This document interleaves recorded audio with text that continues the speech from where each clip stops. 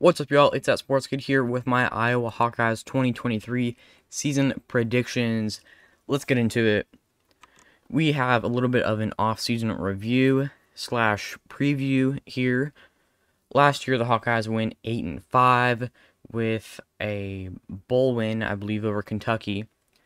This year, their win total for over/under for betting is 8.5 wins. So pretty good, looking to improve. Eight and a half is better. They won 7 games last year in the regular season. 8.5 during the regular season this year, obviously better. In terms of returning production, 9 players return on the offense and 7 return on the defense. 6 players from the Hawkeyes were drafted, so great for them. Also great for the squad, returning so many of these players. In terms of recruiting, Iowa had the 41st best recruiting class and the 48th best transfer class.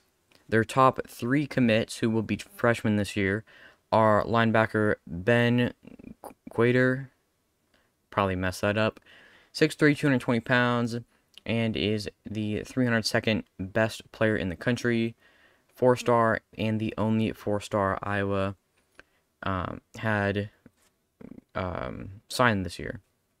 Signed, committed, whatever. He's also the 3rd best player from the state of Iowa. Khalil Tate. I'm bad at names, I'm bad at names. Plays safety, from Chicago. He is a top 500 player and a top 10 player from Illinois. John Nestor also plays safety. He is also a top 500 player and the 13th best player from Illinois, according to 24/7. That's where I get my recruiting data. Tate and Nestor were just 2 of the 21 3-stars that are going to Iowa this year. That's a lot of players. There were some high 3-stars, but Ben was the only 4-star. 5 of those players that committed were defensive linemen, whether that be edge or interior linemen. They totaled up to 5. The transfer portal was very interesting for Iowa this year. They had Eric Al, I think. He is coming in from Michigan and is a 4-star tight end. Nick Jackson is a 4-star linebacker coming in from UVA. And probably the big difference maker on this team, Cade McNamara. He was a backup quarterback at Michigan. He sort of brought Eric Al, I think, with him. Or maybe it was the other way around. But McNamara, he's going to come in and be the starting quarterback for Iowa. Again, back up to McCarthy. I don't know who Michigan's starting quarterback is. But he should really help out with this Iowa offense, who severely struggled last year. My personal ratings for this team, what I give them out of 10, how I feel about the offense and defense. For offense, it should be improved with Cade McNamara. There's some other players on offense that should help out, and they do have 9 returning offensive players. Their offensive line should be much better. It definitely won't be great, but I feel like a 6 out of 10, above average, but not very high above average. A 6 kind of feels like it fits for that offense. Now, defense was elite last year. I think they're the #1 defense in terms of points per game last year with a 4. It means Iowa on average gave up 4 points per game last year, which is phenomenal. They did have a couple players drafted, but they do have 7 players returning, and they brought in Nick Jackson from UVA, who I think should start. I'd have to look at the lineup again. The defense should not be much worse than it was last year, and it was just absolutely elite. I don't expect them to be better, but it definitely won't be much worse. Anyway, here is the schedule. This is important. I'm going to be honest. Iowa has a pretty easy schedule. Schedule difficulty is a C. I think this might be the first team I've given a C on schedule difficulty. They start out with some easy out-of-conference games, and they play on the road at Iowa State as their Cy-Hawk series. Then out of the Big Ten East, they pull Penn State, who is actually a tough opponent. But then they got Rutgers and Michigan State, who neither went to a bowl game last year, and neither of them are really contending for the Big Ten East title spot. Penn State could, but they're probably right now third in the Big Ten East standings before the season starts. Anyway, we'll go week by week and put these teams on this chart. First week is Utah State. That should be a big win for Iowa. Big win should be like 21 points or more. I don't know if the offense can score that much. We will definitely have to see. They should be very much improved. Maybe not very much. They should be improved.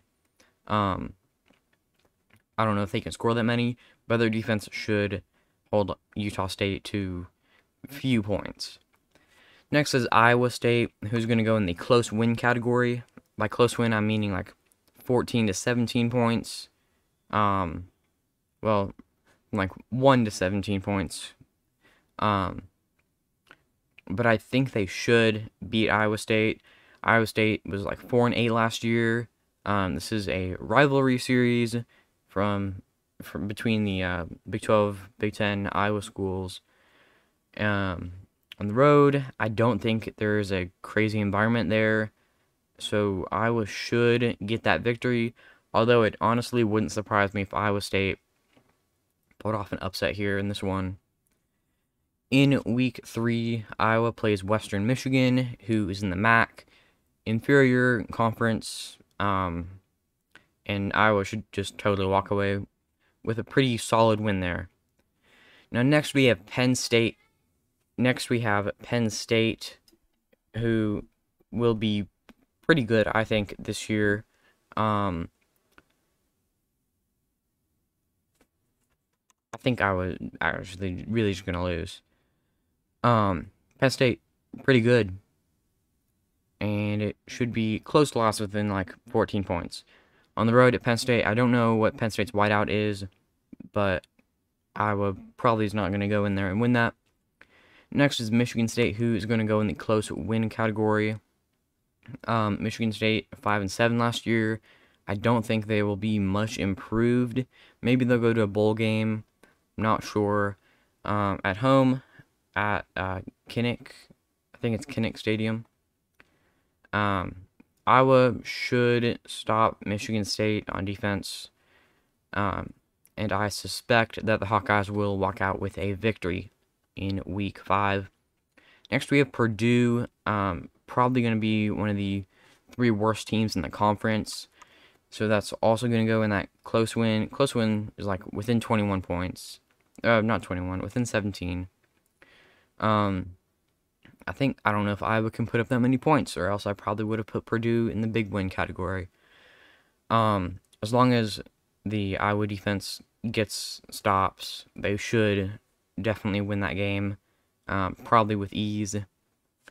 Now, after that, hopefully, probably 2-game winning streak, we come into week 7, game 7, where they play the, I believe, preseason favorite to win the Big Ten West, Wisconsin. I'm going to put this as a toss-up. This is really a deciding game, I believe, in the Big Ten West standings. If Iowa can win this game, then I think they have a pretty good shot at going to the Big Ten championship game.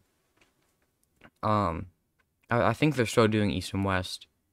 I could actually be wrong there, but I'm pretty sure they're still doing an East-West championship game. The Pac-12 removed that, and I think the ACC did as well. Comment down below if the Big Ten is still doing the East and West championship game. Anyway, I was playing Wisconsin is on the road in Madison. I think Wisconsin probably should win, but I could see Iowa getting playing well. Wisconsin has one of the top running back rooms in the country, and as long as Iowa can stop the run, then I think they have a good chance. In this next week, we have Minnesota, who's coming off of a bye week. Minnesota is coming off their bye week. So it might be a little bit more difficult because the Golden Gophers players are all rested. I guess they've been training or whatever, but Iowa probably could win that game. I did throw it in the toss-up category because Minnesota will probably be one of the better teams in the Big Ten West. They'll probably go to a bowl game, 7-5 or 8-4. I'm thinking, without even looking at the schedule.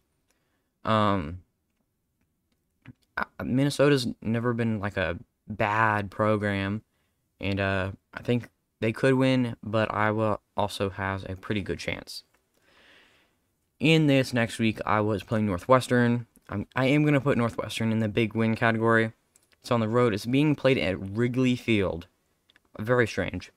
I am putting it in the big win category because I don't really think Northwestern is going to be much improved from 1-11 last year, maybe 2-10. They're having some coaching struggles, you could say. I won't talk about that here, but Iowa should win that game in pretty big fashion.